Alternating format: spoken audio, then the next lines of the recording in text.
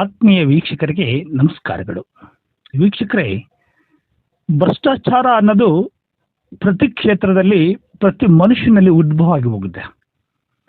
ಇವತ್ತು ಭ್ರಷ್ಟಾಚಾರ ಇಲ್ಲದ ಕಚೇರಿಗಳಿಲ್ಲ, ಭ್ರಷ್ಟಾಚಾರ ಇಲ್ಲದ ವ್ಯವಸ್ಥೆನೇ ಇಲ್ಲದಂಗಾಗಿದೆ. ಅಂತಹ ವ್ಯವಸ್ಥೆಯನ್ನು ಸರಿಪಡಿಸಬೇಕು. ಎಲ್ಲೋ ಒಂದು ಕಡೆ ಸಾರ್ವಜನಿಕರಿಗೆ ಒಂದು ಪರಿಶುದ್ಧವಾದಂಥ ಸಮಾಜವನ್ನು ಸೃಷ್ಟಿ ಮಾಡಬೇಕು ಅಂತ, ಭ್ರಷ್ಟಾಚಾರ ಮುಕ್ತ ಸಮಾಜವನ್ನು ಸೃಷ್ಟಿ ಮಾಡಬೇಕು ಅಂತ ಹಾಸನ ಜಿಲ್ಲೆ ಚನ್ನರಾಯಪಟ್ಟಣ ತಾಲೂಕಿನ ಸಮಸ್ತ ಸಮಾನ ಮನಸ್ಕರು, ಅದು ಬಹುಮುಖ್ಯವಾಗಿ ಸಮಾನ ಮನಸ್ಕರು ವಿಚಾರವಂತರು ಒಟ್ಟುಗೂಡಿ ಒಂದು ಭ್ರಷ್ಟಾಚಾರ ವಿರೋಧಿ ಆಂದೋಲನ ವೇದಿಕೆಯನ್ನು ಮಾಡಿಕೊಂಡು ಆ ವೇದಿಕೆಯ ಮುಖಾಂತರವಾಗಿ ತಾಲೂಕಿನಲ್ಲಿ ನಡೆಯುತ್ತಿರುವಂತಹ ಭ್ರಷ್ಟಾಚಾರದ ವಿರುದ್ಧ ಧ್ವನಿ ಎತ್ತಿರುವಂಥದ್ದು ಸ್ವಾಗತಾರ್ಹ ಆಗಿದೆ. ಏಕೆಂದರೆ ಯಾರೂ ಸಹ ಧ್ವನಿ ಎತ್ತದೇ ಇದ್ರೆ ಭ್ರಷ್ಟಾಚಾರ ತಾನೇ ದೊಡ್ಡ ಹಾಲದ ಮರವಾಗಿ ಬೆಳೆದು ಬಿಡತ್ತ. ಒಮ್ಮೆ ಏನಾದರೂ ದೊಡ್ಡ ಮಟ್ಟದಲ್ಲಿ ಭ್ರಷ್ಟಾಚಾರ ಅನ್ನೋದು ಬೇರೆ ಬಿಟ್ಟಿದ್ದೆ ಆದರೆ ಅದೇನಾಗುತ್ತೆ, ಮುಂದೊಂದು ದಿನ ಇಡೀ ಎಕರೆಗಟ್ಟಲೆ ಆವರಣವನ್ನು ಆವರಿಸ್ಕೊಂಡಂಗೆ ಇಡೀ ಸಮಾಜದ ವ್ಯವಸ್ಥೆಯನ್ನು ಹಾಳು ಮಾಡಿಬಿಡತ್ತ. ಆ ವ್ಯವಸ್ಥೆಯನ್ನು ಸರಿಪಡಿಸ್ಲಿಕ್ಕೆ ಸಾಧ್ಯನೇ ಆಗದ ಸ್ಥಿತಿಯಲ್ಲಿ ಹೋಗಿ ತಲುಪಿಬಿಡುತ್ತೆ. ಅಂತಹ ಸಂದರ್ಭದಲ್ಲಿ ಯಾವುದೇ ವೇದಿಕೆ ಆಗಲಿ ಅಥವಾ ಯಾವುದೇ ಸಂಘಟನೆ ಸರಿಪಡಿಸಲಿಕ್ಕೆ ಸಾಧ್ಯವಾಗದಷ್ಟು ಕೈ ಚೆಲ್ಲಿ ಕುಳಿತುಬಿಡ್ತವೆ.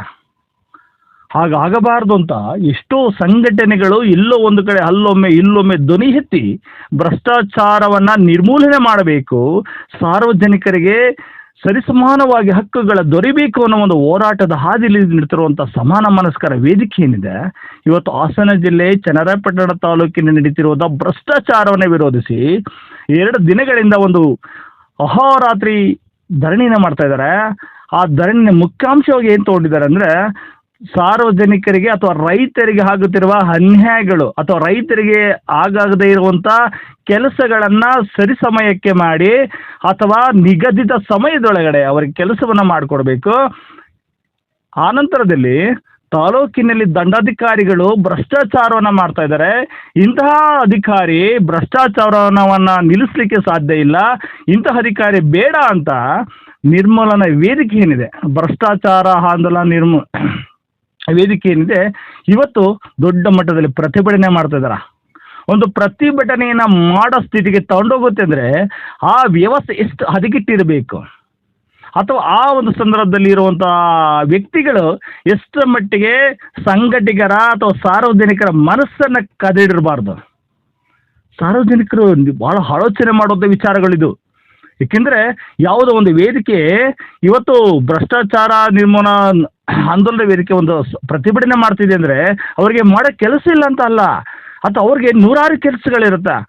ಆದರೆ ಸಮಾಜದಲ್ಲಿ ನಡೀತಿರೋ ಭ್ರಷ್ಟಾಚಾರವನ್ನು ಕಡೆಗಣಿಸಿ ಆ ಒಂದು ಸಮಾಜದಲ್ಲಿ ಇರುವಂಥ ಸಾರ್ವಜನಿಕರಿಗೆ ಸರಿಸಮಾನವಾಗಿ ಹಕ್ಕುಗಳನ್ನು ದೊರಕಿಸಿಕೊಡುವಂಥ ಕೆಲಸವನ್ನು ಮಾಡಲಿಕ್ಕೆ ಹೊರಟಿದ್ದೀರಲ್ಲ, ಅಲ್ಲಿ ಸ್ವಾಗತ ಮಾಡಬೇಕು, ನಾವು ಪ್ರೋತ್ಸಾಹಿಸಬೇಕು. ಅದನ್ನು ಬಿಟ್ಟು ನಾವು ಹಿಂದೆಗಡೆ ಎಲ್ಲೋ ಒಂದು ಗುಂಪುಗಾರಿಕೆ ನಮ್ಗೆ ಕಟ್ಟಿಕೊಂಡು ಆ ವೇದಿಕೆ ಅಥವಾ ಸಂಘಟಕರ ವಿರುದ್ಧವಾಗಿ ಕೇಸನ್ನು ದಾಖಲಿಸೋದಾಗಲಿ ಅಥವಾ ಅವರ ವಿರುದ್ಧವಾಗಿ ಇನ್ನೊಂದು ಪ್ರತಿಭಟನೆಯನ್ನು ಮಾಡೋದಾಗಲಿ, ಆ ಥರ ಮಾಡ್ತಾ ಹೋದರೆ ಎಲ್ಲೋ ಒಂದು ಕಡೆ ಸಮಾಜದಲ್ಲಿ ಭ್ರಷ್ಟಾಚಾರ ಅನ್ನೋದು ತಾಂಡು ಹೋಡಿ ಮುಂದೊಂದು ದಿನ ಇಡೀ ಸಮಾಜವನ್ನು ನುಂಗಿಬಿಡುತ್ತೆ.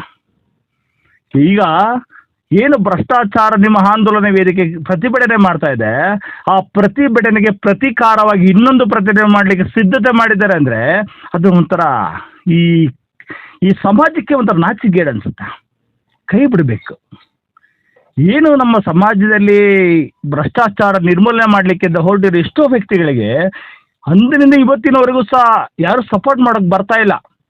ಸಪೋರ್ಟ್ ಮಾಡಲಿಲ್ಲ ಅಂದರೆ ಅವರು ಸುಮ್ಮನೆ ಇರೋದಿಲ್ವಾ? ಸುಮ್ಮನೆ ಇರೋ ಸಾಧ್ಯನೇ ಇಲ್ಲ. ಯಾಕೆಂದರೆ ಅವರ ತವಕ ಇದೆಯಲ್ಲ, ಸಮಾಜಕ್ಕೆ ಏನಾದರೂ ಒಳ್ಳೇದು ಕೊಡಬೇಕು, ಸಮಾಜಕ್ಕೆ ನಾವು ಪರಿಪೂರ್ಣವಾದಂಥ ಒಂದು ವ್ಯವಸ್ಥೆಯನ್ನು ಸೃಷ್ಟಿ ಮಾಡಿಕೊಡ್ಬೇಕು ಅನ್ನೋ ಒಂದು ತವಕ ಇದೆಯಲ್ಲ, ಈ ತವಕ ನಿಲ್ಲೋದಿಲ್ಲ. ದಯಮಾಡಿ ಸಾರ್ವಜನಿಕರು ಈ ಥರದ ಸಮಾನ ಮನಸ್ಕರು ಹೋರಾಟಗಾರ ಸಪೋರ್ಟ್ ಮಾಡಿ.